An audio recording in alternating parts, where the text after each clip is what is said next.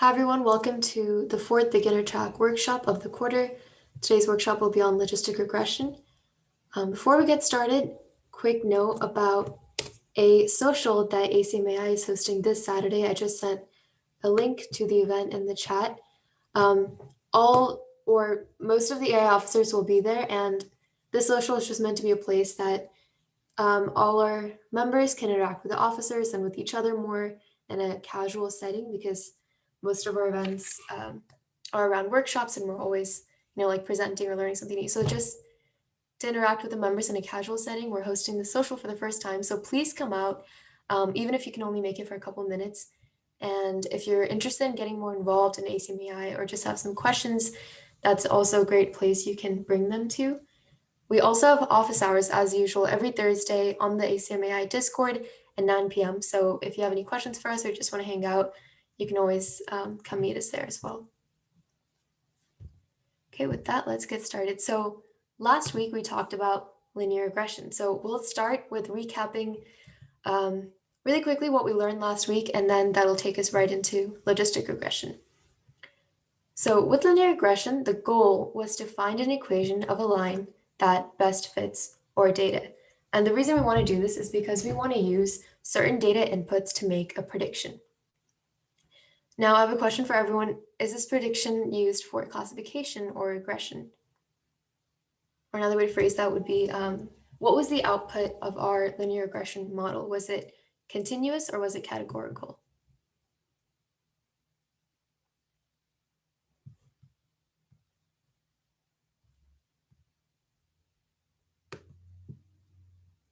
Continuous, exactly.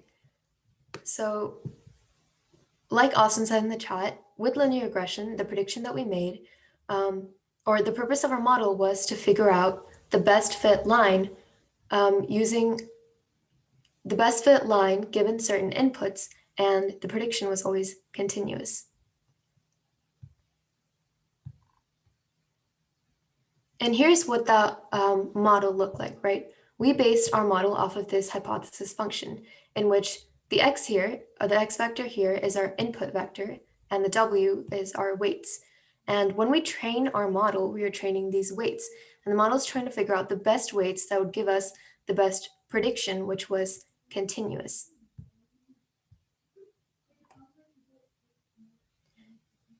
And here was the loss function that we used to figure out which weights are conducive to a good prediction. Does anyone want to give us a quick recap of how this loss function works?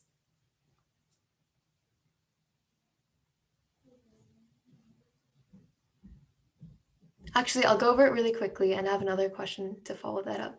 So here, yi is the actual value, the actual, so let's say we're given, let's go back to the housing prices example, right? We're given input on certain features of a certain house, like the square footage of that house, how many bedrooms it has, and all these inputs, right? And we're given the actual price of that house, and this data is what we use to train our model on. So in that case, the actual price of the house is our yi, that's the actual target value.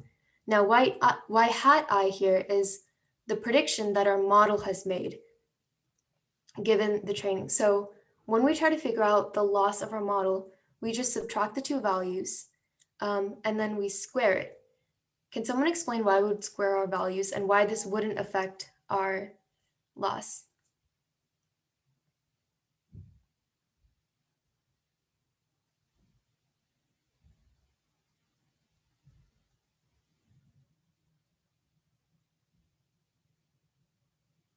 Yeah, we want all the error terms to be positive instead of being positive and negative and canceling each other out. Exactly. So by squaring, because our prediction could be less than our actual target or it could be more. And when we subtract, we don't want to deal with positives and negatives, which is why we square. And the reason that this doesn't affect our actual loss evaluation is because when we're optimizing the loss of something, it's the same as optimizing the square of that loss as well, right?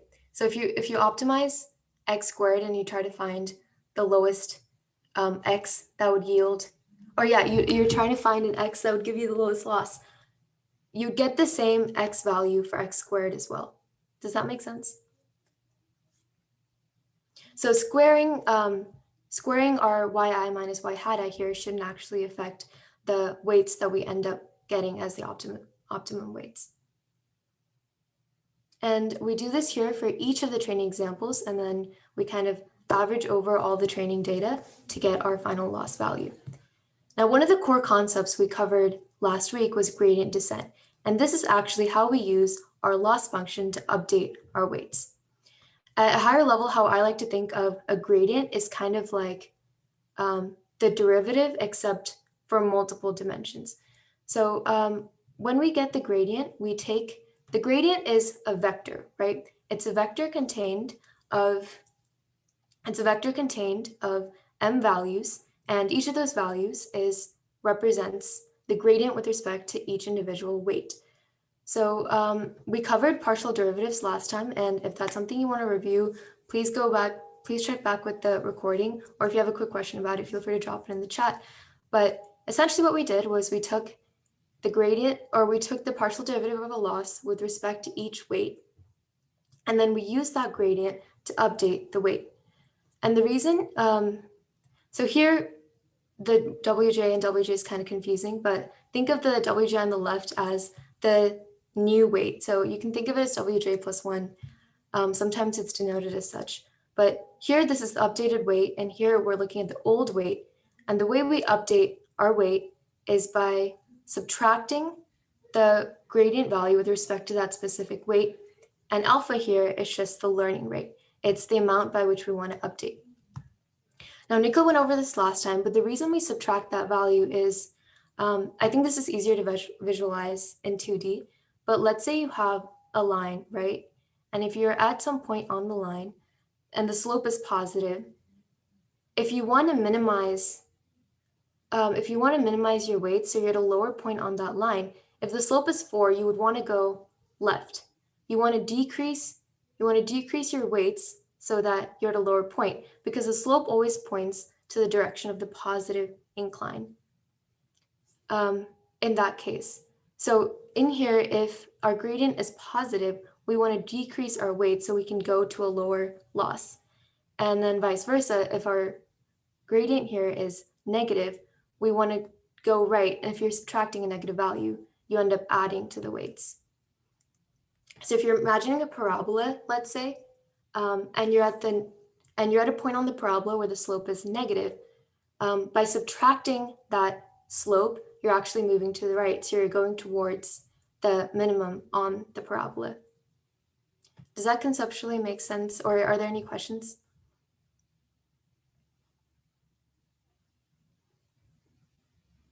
Okay. We'll keep going. So that was a really quick review of linear regression.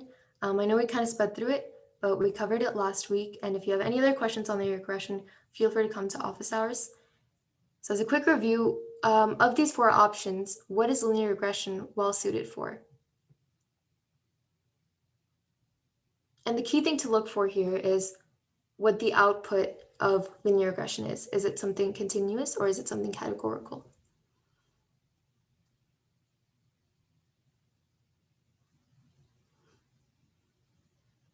Okay, awesome. I'm seeing a lot of Ds, and that's correct.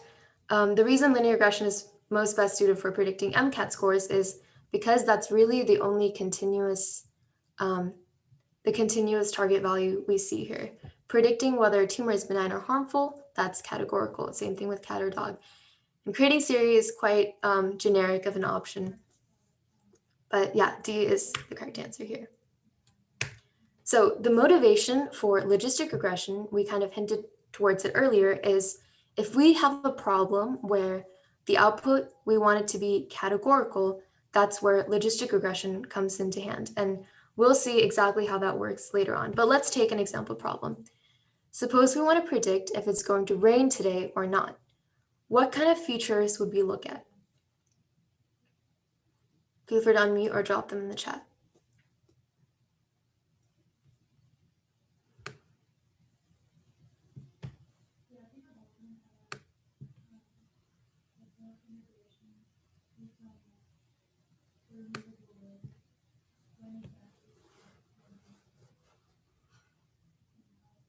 Well, to get humidity, previous days of rain.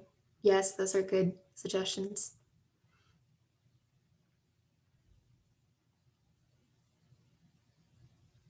Or just when you're checking your weather app on the phone and you want to see if it's, ignoring the percentage chance of rain feature, like what other features would you look at if you want to make your own prediction on whether it's going to rain?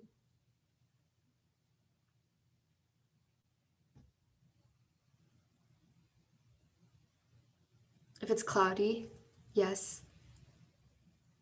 Okay, yeah, those are all great answers. You can also just check the temperature too for that day. Sometimes it's pretty indicative of rain. So those are all good features that we can look at. And this is kind of what we did with our example problem last week. But now how do you use these features to determine whether it's going to rain or not? And I want you to think back to the hypothesis function we were discussing last week, right? If in a similar fashion, we use these features and we kind of map it to such a function, how would we get an output that's categorical instead of continuous? Any ideas?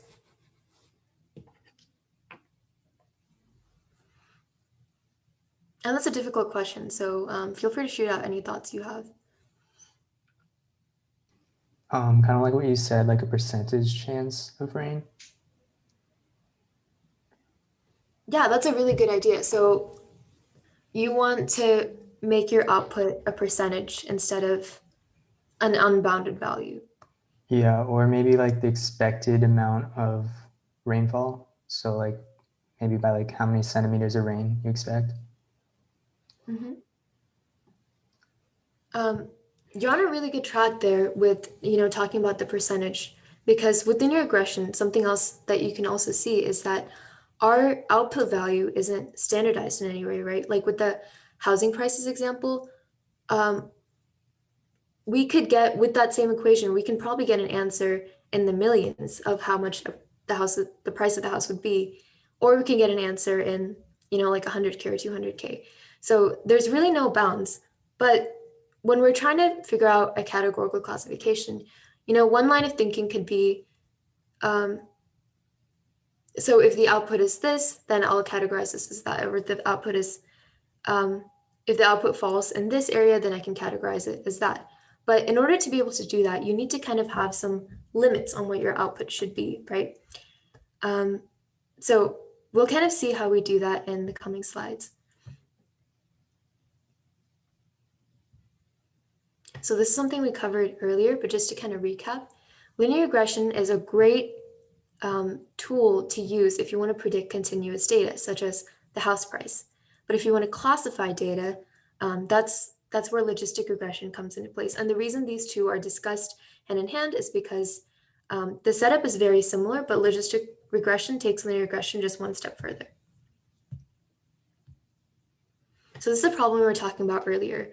We can look at different features such as location, temperature, cloud cover, like you guys were suggesting, humidity, wind speed.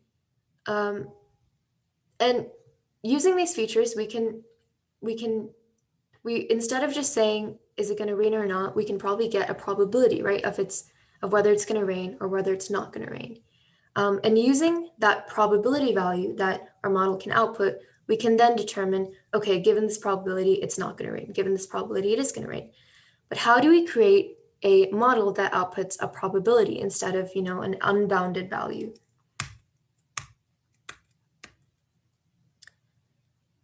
I'm actually going to come back, or this is kind of repeating our earlier idea of examples of classification tasks. So if you're working in medicine and you see a tumor, you can probably train an ML model to kind of figure out whether that tumor is benign or malignant. Also with image classification, you can use images and you can train a model to classify that image based on what number it's displaying. Here on the screen, we see pictures from the MNIST dataset, which is a pretty standard and pretty famous image dataset with numbers from 0 to 9. And you'll see if you ever want to work on machine learning project as well in the future, this is a great dataset to start with and work with. And there's a lot of projects online too that you can just look up that use this data set and work with it to classify the images. And we'll be taking a look at this data set later as well. But the purpose of showing this is just to say that we can use logistic regression to classify images as well. And we'll see how we do that in just a second. So how we do so is with images is for a computer, it doesn't see a picture. All a computer sees when you give it an image is an array of pixels, and each pixel holds a value. And when we train a model to distinguish pictures or to classify images, the model will treat each pixel value as a feature. Now, earlier we were talking about features as the square footage of a house or the number of bedrooms this has. But when we're dealing with images, each of these pixels then becomes a feature. And when you're training a model, it's also training weights that determine how much importance to give to each pixel in order to determine your prediction. So today we'll only be discussing binary classification, where there's only two possible outputs. And next week's workshop will delve further into multi-class classification, how we would make a prediction to classify into multiple different classes. But for today, we're only going to get started with binary classification, where there's two possible outputs. So some example problems for that is if you were to give a model a bunch of pictures of a cat and a dog, it should predict whether that image is a cat, which we can label as 0, or a dog, labeled as 1. Or if we want to determine whether a picture is of a hot dog or not hot dog, again, we're dealing with binary classification. And we can assign 0 to hot dog and 1 to not a hot dog.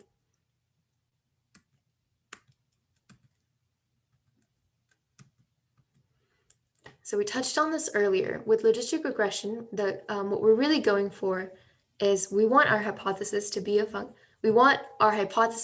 function that outputs a probability. But right now, so what we've learned so far, our model outputs any real number. So how do we fix this?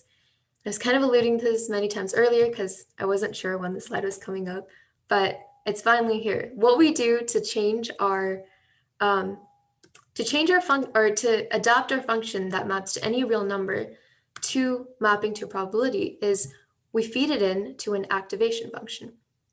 And in logistic regression, the function that we use is the sigmoid function. It might look a little intricate, but if you actually look at the image, it's a really elegant function. And once we kind of delve into what it does, you'll see why it's so useful. So if you kind of take a look at the sigmoid function right here, you'll see that if you feed in, let's say, x, or let's say 1,000 into x, this value, or this entire value, will go towards 1. The larger x gets, the more this function will go towards 1. And it works the same way with the negative. If x goes towards negative infinity, this function will go towards 0. And the beauty of this function is that no matter what input you give it, the output value will always be a number between 0 and 1. And aha, that solves our problem of mapping to a probability. You can put in any x value, any input value, and you will always get guaranteed an output between 0 and 1. And that's exactly what a probability is, right? It's always a value between 0 and 1. So here, looking at the picture, you'll notice that if x is negative, we'll see that sigma of x is less than 0.5, and if x is positive, sigma of x will always be greater than 0.5. So if you're seeing the chance of rain and you get an output of 0.7, then in your model you can say that if the chance of rain is greater than 0.5, you want to classify this as it's going to rain.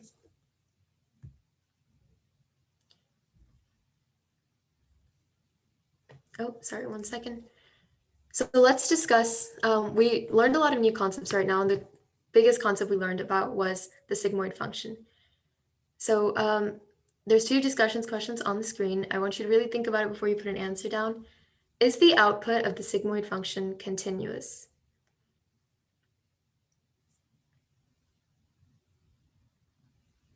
And don't look at the second question. I think it kind of gives the answer away.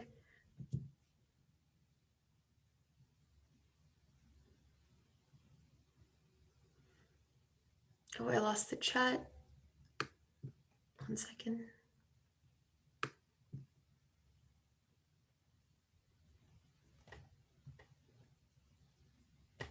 Yes, I'm really glad that you said yes. And if for some reason you thought this entire time we've been talking about using logistic regression for making categorical predictions, why is the output continuous? We will see in just a second. But yes, the output of the sigmoid function is continuous. As you can see in the previous slide, this would be the output of this function right here is the output of the sigmoid function, and it will be a continuous value between 0 and 1.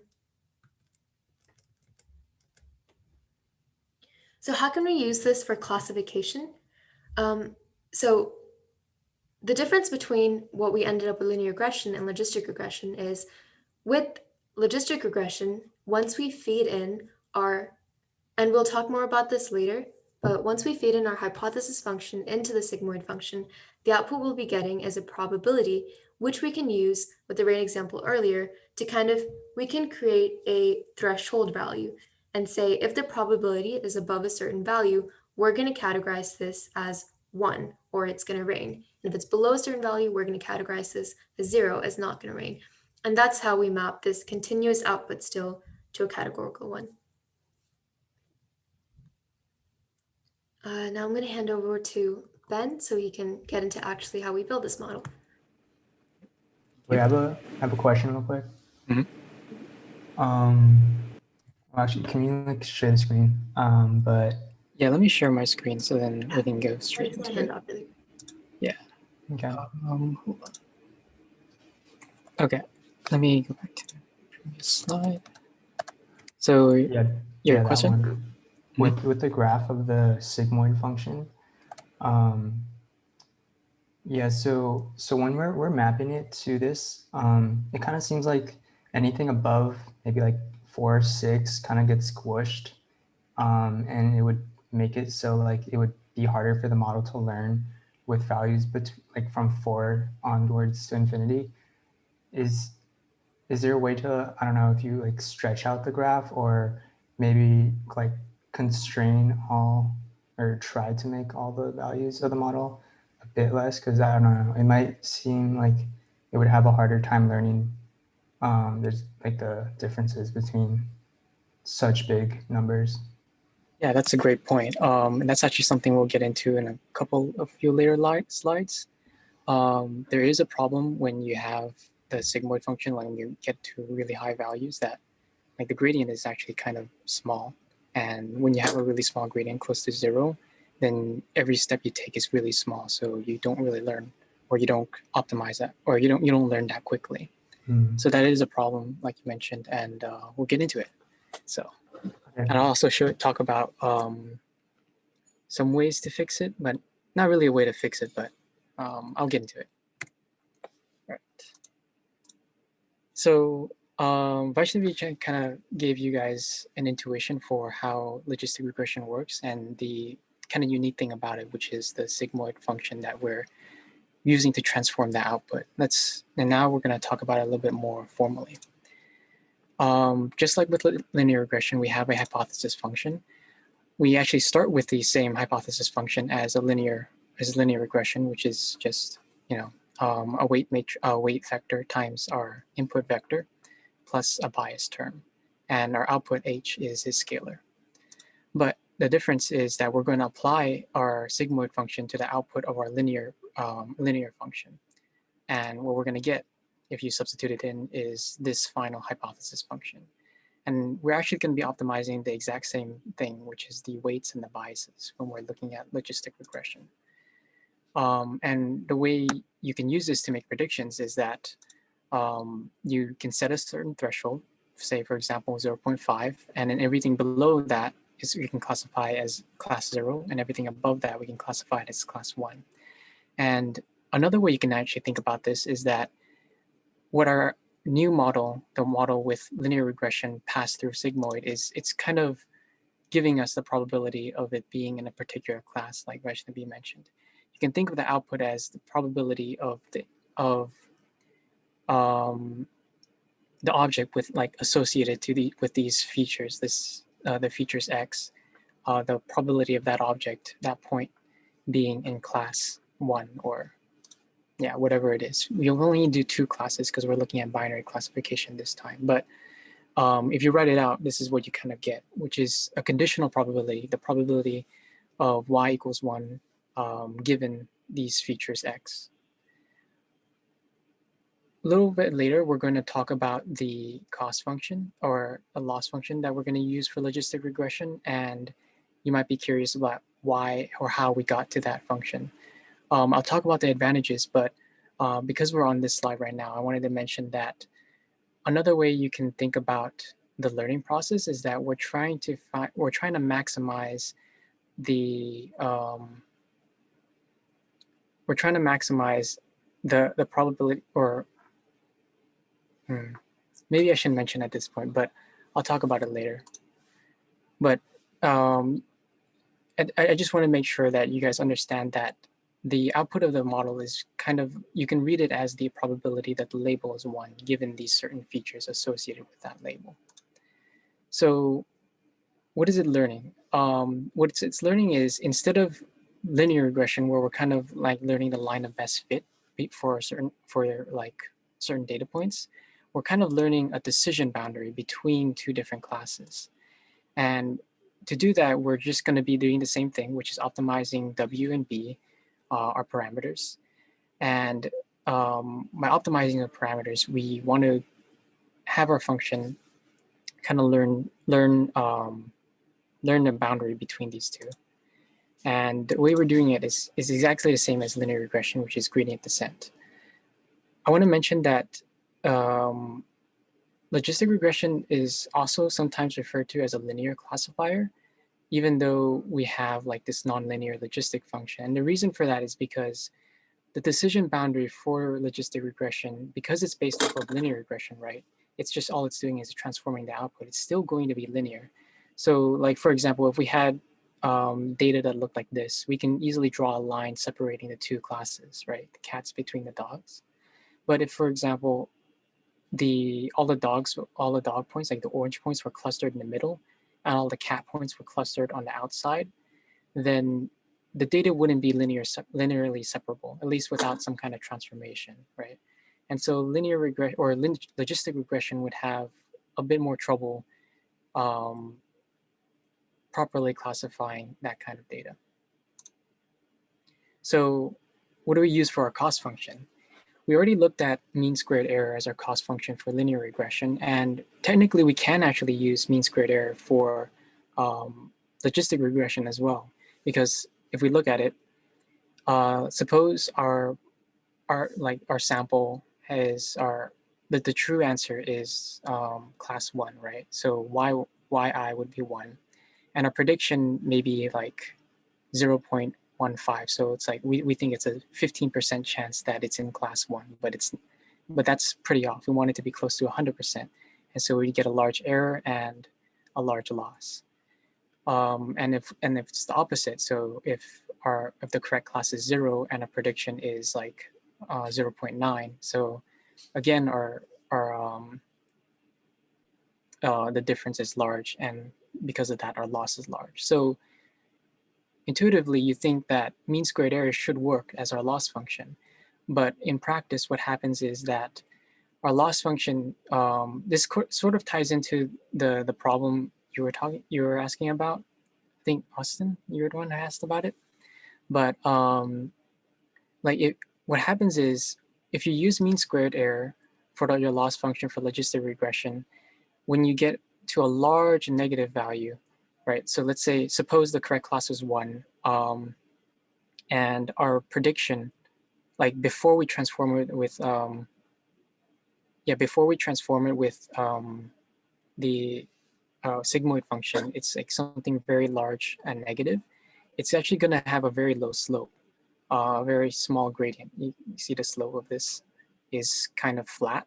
And so it's going to be kind of stuck over in that region, and it's not going to learn very quickly. If we start somewhere close to 0 right here, then that's fine. It'll quickly go, and it'll quickly learn to 1. But otherwise, the slope is pretty bad. But this wasn't a problem when we were doing linear regression, because the output of our function was all real numbers, right? You can go to negative infinity to positive infinity, and as you get further away, the slope gets steeper and our gradient gets higher. But that's not the case when we have a bounded but continuous input, which is what you get with sigmoid. So how do we solve it? We use a different kind of loss function called binary cross-entropy. And the way what it looks like is this. Oh, looks like we have someone in chat.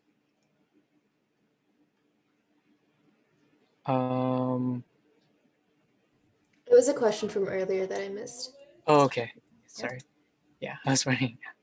Okay. So let's take a closer look at this function. I'm going to break it down so you guys can understand what each of the parts do.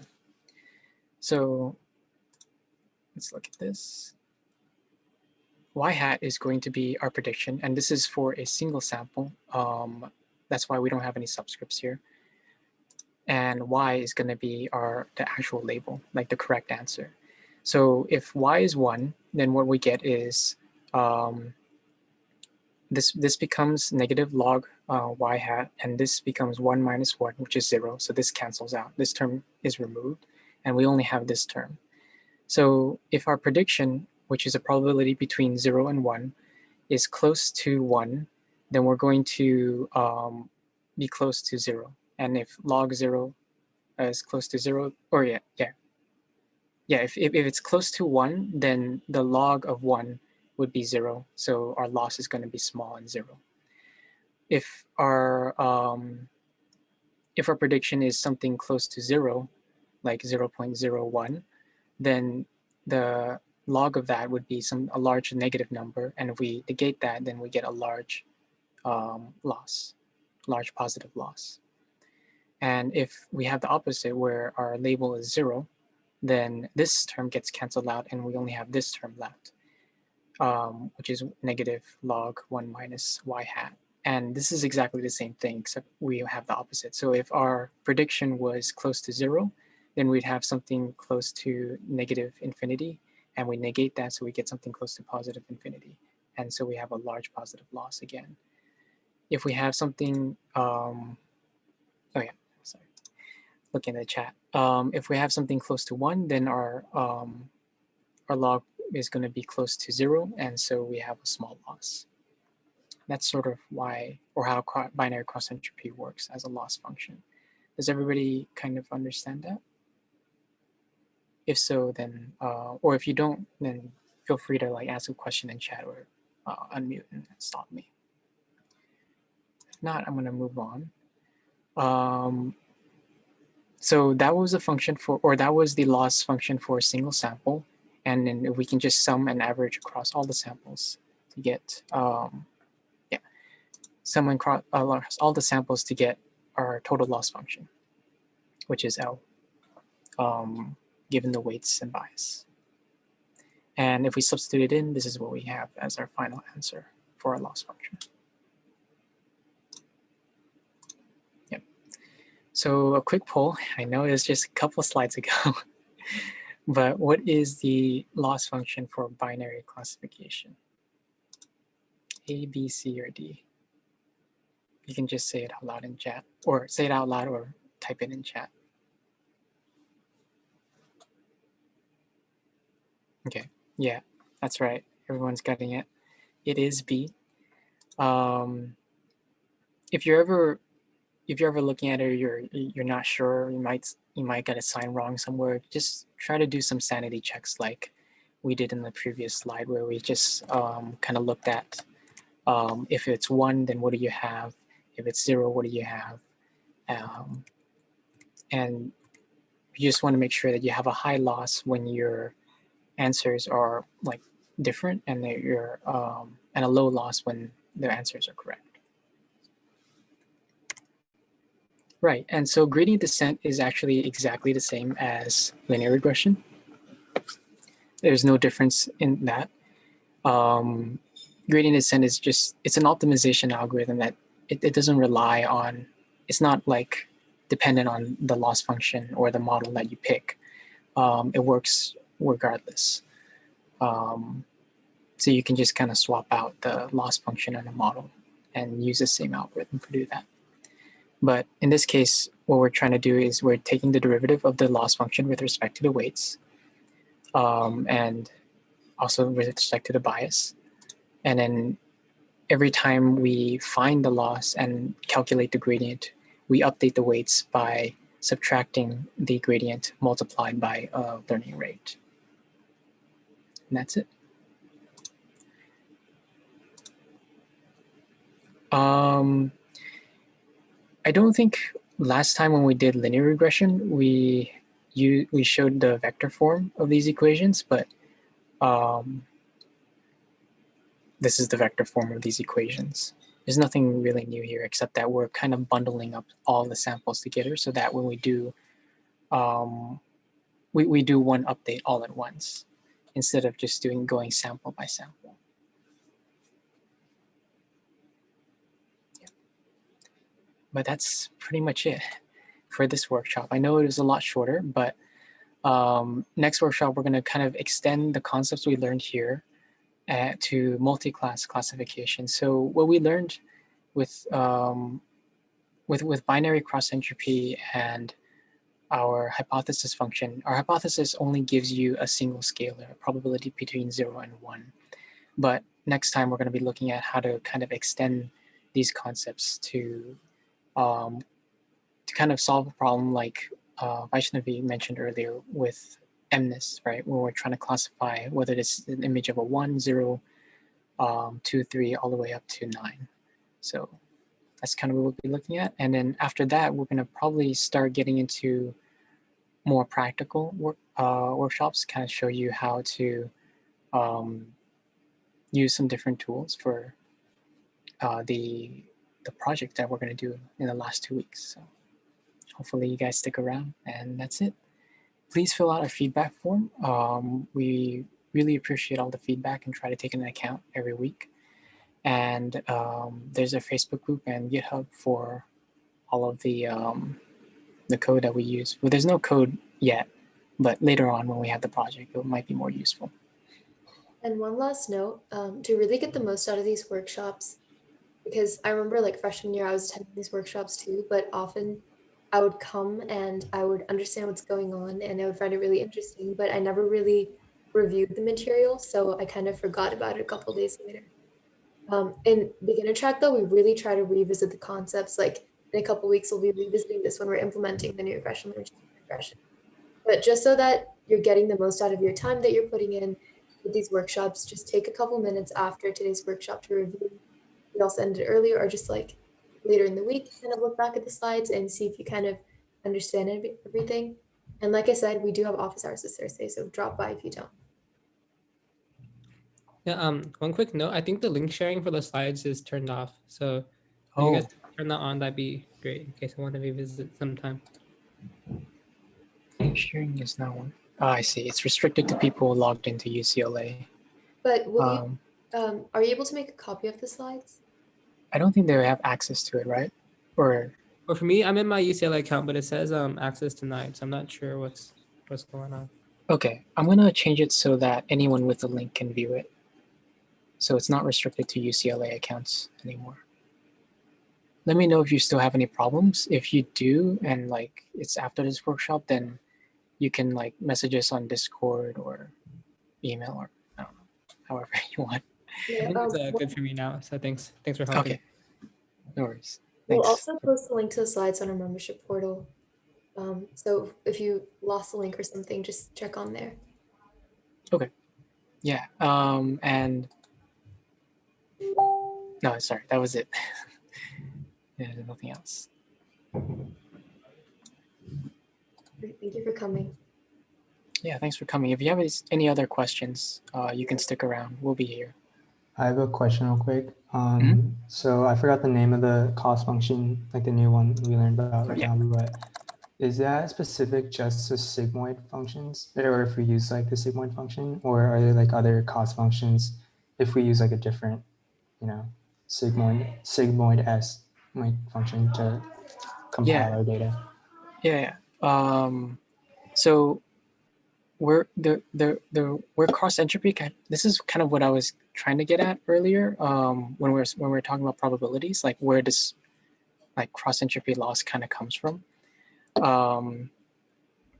But actually next week we'll see multi-class classification, and it's going to be a variation of cross entropy loss, and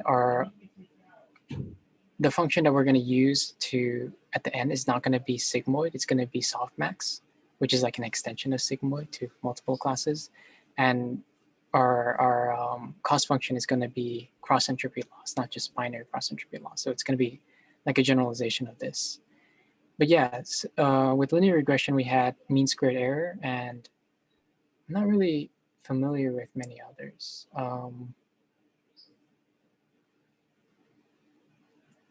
But like where cross entropy loss comes from is it's the maximum likelihood estimation of like our yeah. I mean, I think there's a lot I have to talk about before I can explain that. So that's why I didn't decide to go through with it. Does that answer your question, or? Yeah, sort of. I'm just trying to like grasp it like at a bigger concept. Mm-hmm. Like from my understanding, you guys are kind of squishing all the points onto the sigmoid function, right? Right, And then right. for the cost function, like the normal mean squared error wouldn't work, but for the new one that we just introduced, that would be a good account of how far it is from the origin, kind of. Like a better account, because if you just did the other one, it wouldn't work as well. And so that's how you're using gradient descent to learn. Right. So gradient descent is just it's minimizing, or trying to minimize the loss function. Mm-hmm. Yeah, by adjusting our weights and biases. Okay, gotcha. Yeah. So mean squared error would work, but it would work in theory, but it wouldn't work in practice that well. It would just be slower. Yes, it would be slower, or it might just be stuck there. I guess not stuck. It would just be very slow. Given infinite time, it will eventually make it. Yeah. Is anyone? Oh yeah, Nikhil shared a good link on binary cross entropy that you can. Thank you. Get it. Yeah, it's got some good visuals in it. I think that's probably the most helpful part of it, is that the visuals on that are like pretty intuitive, I would say. So check that out too. That's sick. Yeah, I just found like another article on Towards Data Science, and like their site seems pretty cool. Towards Data Science is a great resource for any ML related questions you have. Sick. Mm-hmm.